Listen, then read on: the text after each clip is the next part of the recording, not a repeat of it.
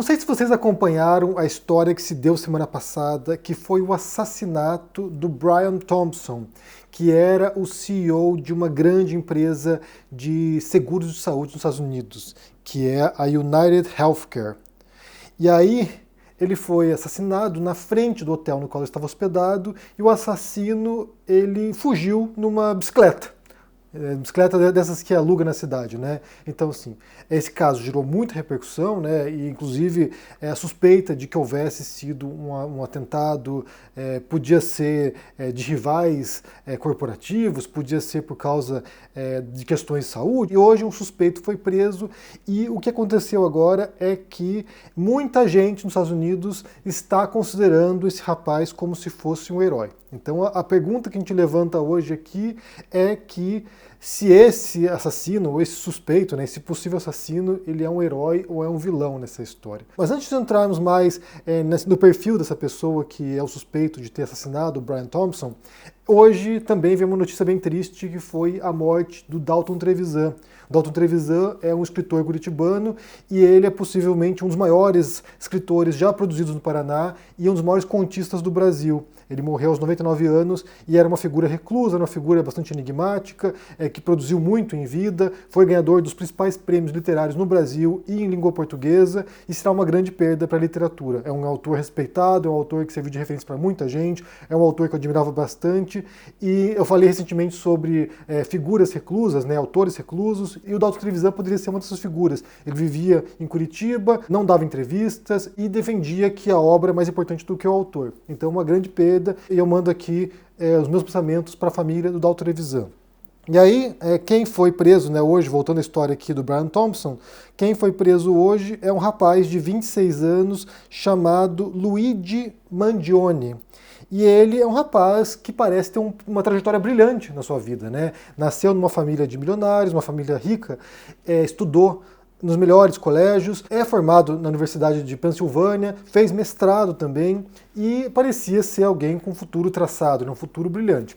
Não se sabe exatamente qual é a motivação dele ainda, suspeita-se, como eu falei no começo aqui, que possa ter a ver com alguma questão pessoal, alguma questão médica na família ou com ele, mas o fato é que esse jovem, com uma arma fabricada em casa, né, uma arma que eles chamam de arma fantasma, que é uma arma feita com impressoras 3D, ele foi e assassinou esse CEO da corporação. O que se sabe, agora as pessoas estão rastreando, né, o histórico desse jovem, é que ele deixou tempos atrás um comentário num livro do Unabomber, que foi um terrorista doméstico norte-americano bastante famoso, né, que mandava bomba para universidades nos Estados Unidos, que era uma figura bastante reclusa e enigmática também. Ele deixou comentários num livro desse Unabomber falando que às vezes a violência é justificada, que a violência política, né, ou a violência é justificada dadas certas circunstâncias. Então, pode-se imaginar aqui que nesse cenário tenha sido um recado que esse jovem, o Mangione, mandou, né, para os CEOs das corporações, nesse caso do sistema de saúde. E ele era um crítico também do sistema de saúde norte-americano, né?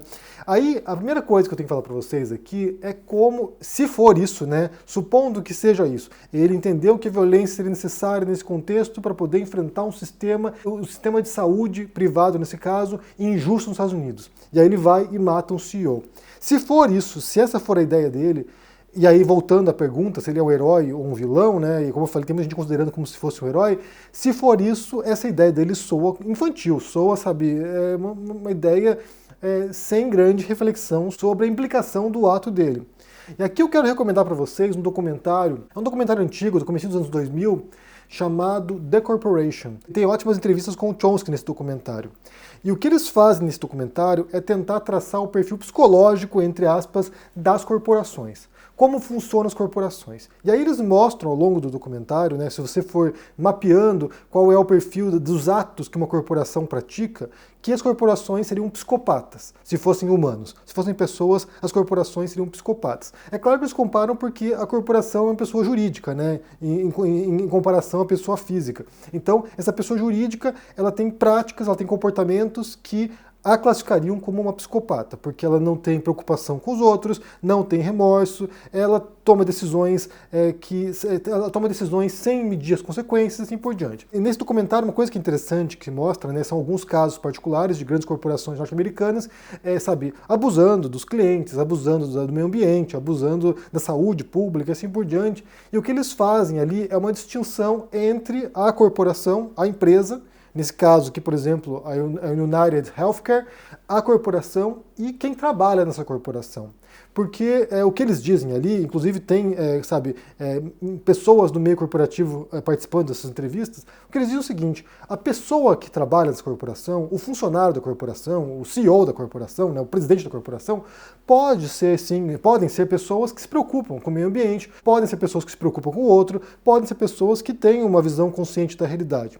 O problema é que a corporação não tem, e o único objetivo da corporação é gerar lucro, é gerar dividendos para os seus acionistas. Então essa é a prioridade da corporação. Não há mais nada como prioridade. Então vamos supor aqui um caso, né? Vamos supor que tem uma corporação que está fazendo um tremendo dano ambiental.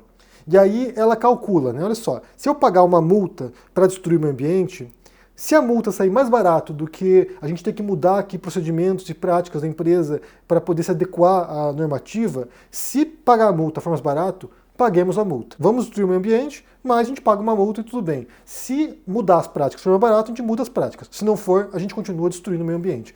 E aí é um cálculo financeiro. Se isso gerar lucro para ela, independentemente do estrago que fizer, não tem problema.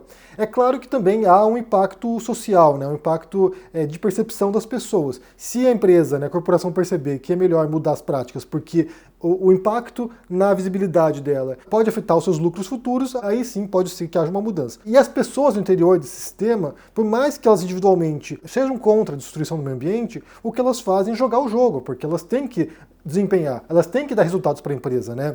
E aí entra um outro livro que eu mencionei aqui anteriormente, que se chama The Dictator's Handbook, que mostra como funciona a dinâmica, dos golpes de Estado, as dinâmicas dos poderosos, ditadores e assim por diante, mas também compara com o ambiente corporativo, ou seja, a disputa de poder que há no ambiente corporativo também é cruel, também é inclemente. Desse modo, se a pessoa não está desempenhando bem, ela vai ser decapitada e vai entrar outra pessoa no lugar. Então, quem deseja estar dentro de um posto de poder na corporação, ela tem que apresentar os melhores resultados, porque senão a sua carreira está em jogo. Pensando nessa lógica, né, nessa separação entre pessoa jurídica, a corporação, e pessoa física, o diretor da empresa, por exemplo, o ato desse rapaz, se for ele o assassino, e se há uma motivação que seja não apenas individual, mas nesse sentido de mandar uma mensagem para as corporações, se o ato dele for visando isso, como eu falei, é um ato trivial e que não vai ter nenhum impacto na corporação. Você matar um diretor de uma corporação não vai mudar o espírito corporativo, não vai alterar como funciona a corporação na qual ele atuava, não vai mudar nada no fim das contas. Vai matar uma pessoa que talvez até simpatizasse com a sua causa, você vai matar uma pessoa e você vai passar o resto da vida na cadeia. Então esse tipo de violência, que aparentemente o Mangione achava que era justificada, no fim das contas não muda nada. Não altera nenhuma estrutura de dominação, não altera nenhuma estrutura de poder, não altera nenhuma estrutura de nada. Seria o mesmo caso de alguém matar um industrial achando que ao fazer isso está mudando o capitalismo, acabando o capitalismo. Não vai mudar, não transforma nada. Claro que a gente pode imaginar que existem casos bastante específicos nos quais a violência acaba sendo inevitável, né? Numa guerra, se o país for invadido, o único modo de se defender é você pegando em armas e defendendo seu país contra os invasores. Mas geralmente atos como esse aqui, praticados por esse rapaz, não tem nenhum impacto em nada. O que vai acontecer agora são as corporações contratarem seguranças para os seus diretores que estejam sendo ameaçados. Então, assim, não vai mudar nada, né? A única solução nesse sentido seria regulamentações profundas para poder controlar más práticas de corporações e talvez uma revisão completa das práticas dessas empresas, né? Mas aí teria que mudar o princípio elementar dessas empresas, que é gerar o máximo lucro possível para os seus acionistas. Enquanto não mudar esse espírito, não vai alterar em nada a situação. Eu vou deixar para vocês aqui embaixo no comentário fixado uma reportagem que conta a história desse rapaz aqui, a trajetória dele, né? Quem é esse sujeito. Como eu falei, ele se tornou agora essa figura quase emblemática na cultura americana, né? Muita gente está, admirando o ato dele como se fosse um filme, né? Tem esses filmes, por exemplo, Um Dia de Fúria, né? Que vai lá o Michael Douglas lá e sai com uma arma na rua, atirando nas coisas. Tem algumas histórias assim, sei lá, Casa de Papel, essas coisas, que tem esses esses exemplos, né, de pessoas indignadas que querem, sabe, fazer algum tipo de ato simbólico disruptivo. Mas, no fim das contas, fica a dúvida aqui até que ponto isso tem qualquer tipo de eficácia, né? Nesse caso aqui, eu deixo para você a pergunta. O que você pensa sobre isso? Como é que você entende esse ato desse rapaz? Caso seja ele, de fato, né, o assassino, provavelmente é, mas como é que você entende isso aqui? Deixe aqui embaixo no comentário, deixe o joinha, se inscreva no canal aqui, ativando o sininho. Isso é muito importante para ajudar aqui no engajamento. Se torne um membro, dá uma força, se cuide por aí. Um forte abraço e até mais. Tchau!